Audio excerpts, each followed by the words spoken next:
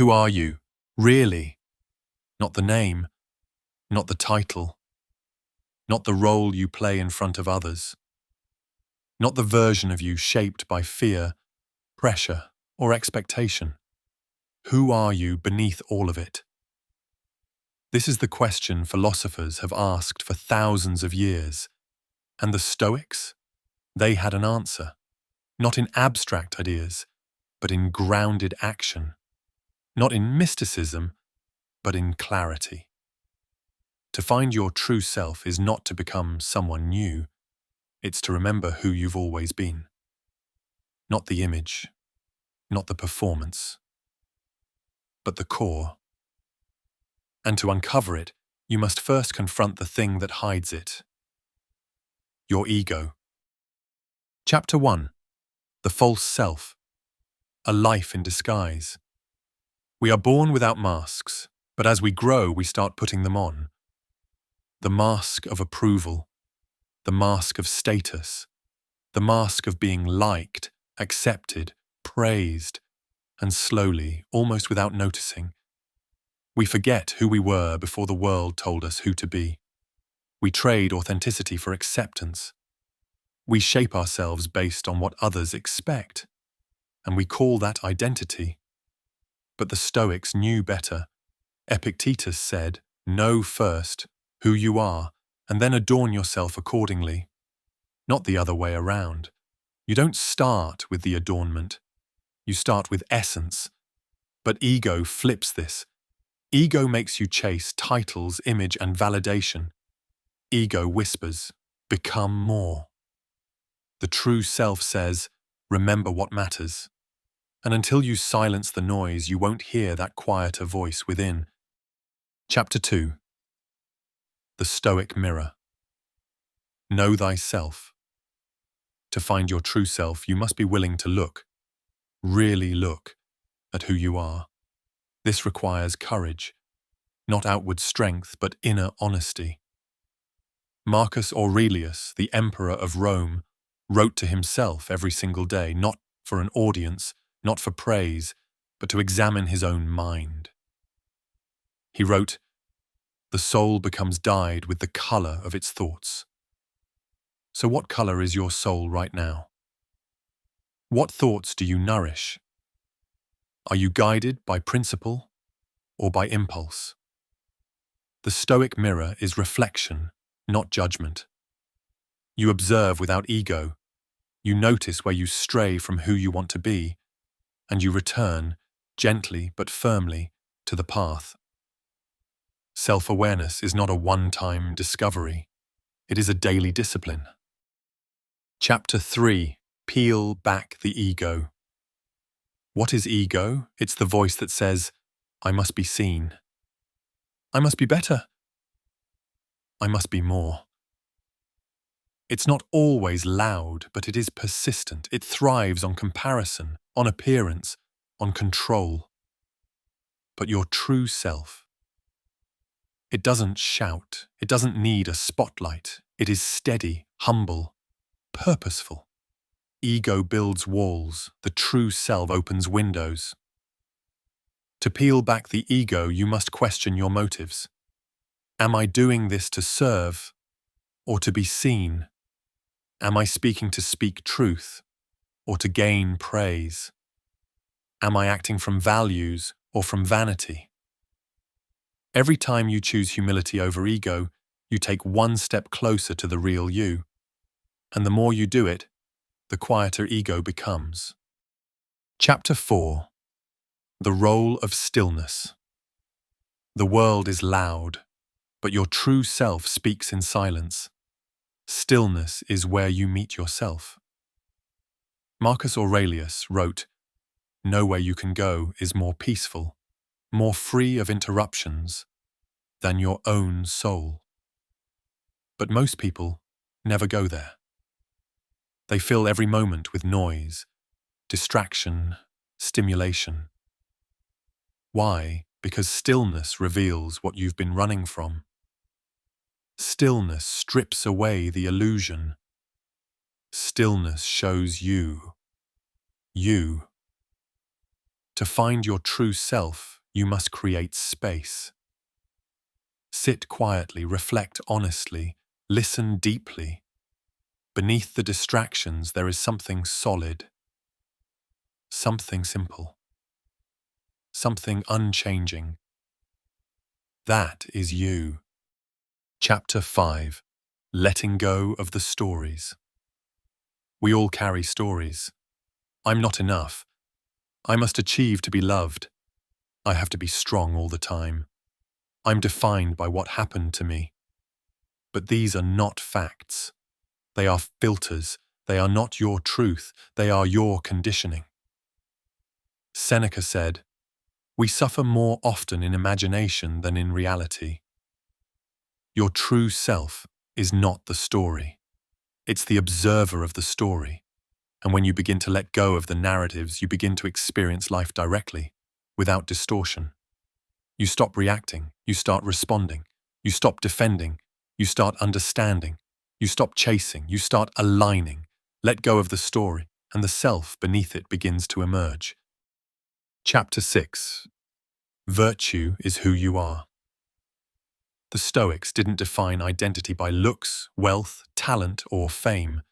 They defined it by one thing: virtue, courage, justice, wisdom, temperance. Your true self is not how you appear, it's how you choose, not what you say, but what you stand for. Marcus Aurelius wrote, "Just that you do the right thing, the rest doesn't matter." If you want to find your real self, don't look in the mirror.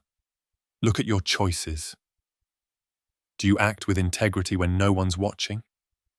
Do you speak with honesty even when it costs you? Do you stay calm in chaos? Do you forgive without being asked? This is your character. This is who you are, and no one, not even you, can fake that. Chapter 7. Identity through action. Knowing is not enough.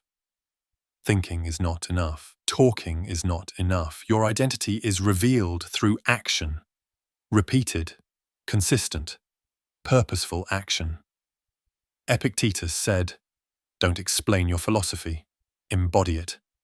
You don't need to find yourself in books, retreats, or endless introspection. You find yourself when you choose what's hard over what's easy, what's right over what's popular, what's true over what's convenient. When your life becomes a reflection of your values, your identity becomes clear without needing to search for it. Discipline, integrity, reflection, service. These are not just practices, they are mirrors, showing you who you really are. Chapter 8. Purpose is the path to self. You will not find yourself by focusing on yourself. You find yourself by serving something bigger. Marcus Aurelius ruled not for glory, but for duty. He didn't wake each day asking, "What do I want?" He asked, "What must I do?" Purpose isn't found, it's chosen. Ask, what is worth the struggle? What would I still do even if no one saw me? What legacy do I want to leave in the lives I touch? Your true self is not discovered in comfort. It is revealed in responsibility. Live with purpose, small or large, and the real you rise to meet it. Chapter 9. The self cannot be shaken. When you know who you are, the world can no longer define you. You are not your status. You are not your success. You are not your failure. You are not your past. You are the one who endures through it all. The Stoics trained for this. They practiced detachment, not from life, but from false identity.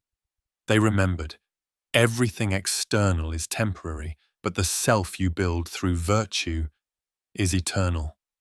And when you live from that place, you become unshakable. Not perfect, not emotionless, but grounded, calm, clear, purposeful. Chapter 10. The power of detachment. To find your true self, you must stop identifying with everything that happens to you.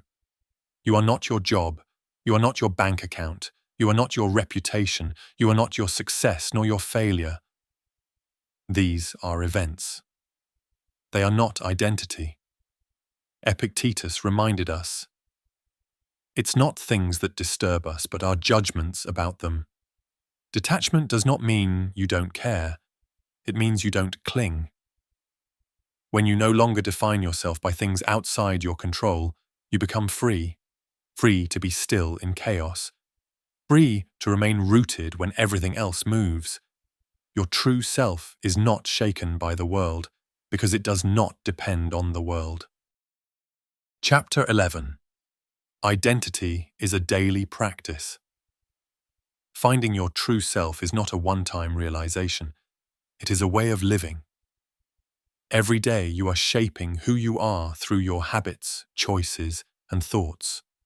Discipline is identity. Routine is identity. Reflection is identity. Marcus Aurelius didn't become who he was by accident. He forged himself, day by day, page by page, breath by breath. You don't find your true self in a single moment of clarity. You build it in repeated moments of courage. Who you are is what you do consistently.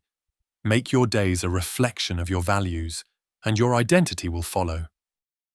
Chapter 12. The company you keep. Who you surround yourself with shapes the self you become. The Stoics warned, associate with people who are likely to improve you.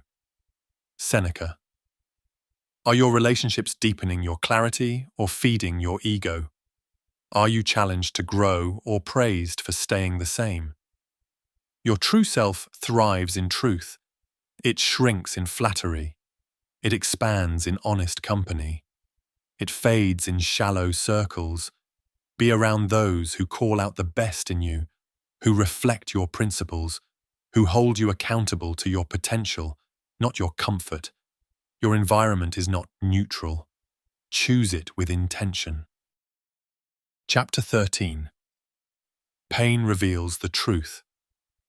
No one enjoys pain, but few things expose the self as clearly as suffering.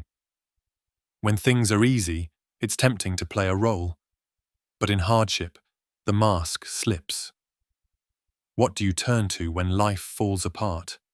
What principles do you fall back on? Seneca said, difficulties strengthen the mind, as labor does the body.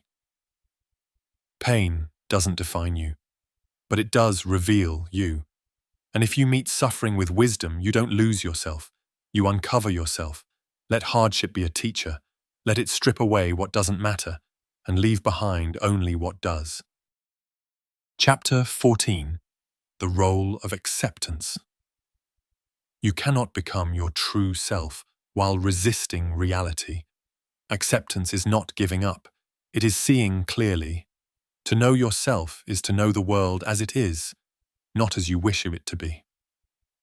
Marcus Aurelius said, welcome everything that happens, even if it seems disagreeable. Why? Because as when you fight reality, you scatter your strength. But when you accept it, you gain clarity. And clarity is the foundation of identity. Accept your past. Accept your present. Accept your nature. Then you can shape it, not from shame, but from truth. Chapter 15. The return to simplicity. The true self is not found in complexity. It is found in simplicity. The Stoics lived simply by choice, not lack, because they understood the more you need, the further you drift from who you are. The modern world tells you to add more. More goals, more noise, more identity, but the truth is found in subtraction. What can you let go of? What is essential? Marcus Aurelius wrote, very little is needed to make a happy life. It is all within yourself, in your way of thinking. Simplicity clarifies. Simplicity humbles, simplicity frees, and when you strip away the unnecessary, what remains is you. Final reflection. Becoming who you've always been. You don't need to become someone new. You need to peel back the noise. Silence the ego. Let go of the mask. And live with courage. Who you really are is not hidden. It's simply buried beneath layers. Layers of fear. Layers of performance. Layers of self-doubt. But the Stoic path is not about escape. It's about excavation. One choice at a time. One reflection at a time. One act of virtue at a time. And with each step, the real self is no longer a mystery. It becomes a practice. A life. A legacy. Peel back the ego, uncover the truth, live with purpose. This is how you find your true self.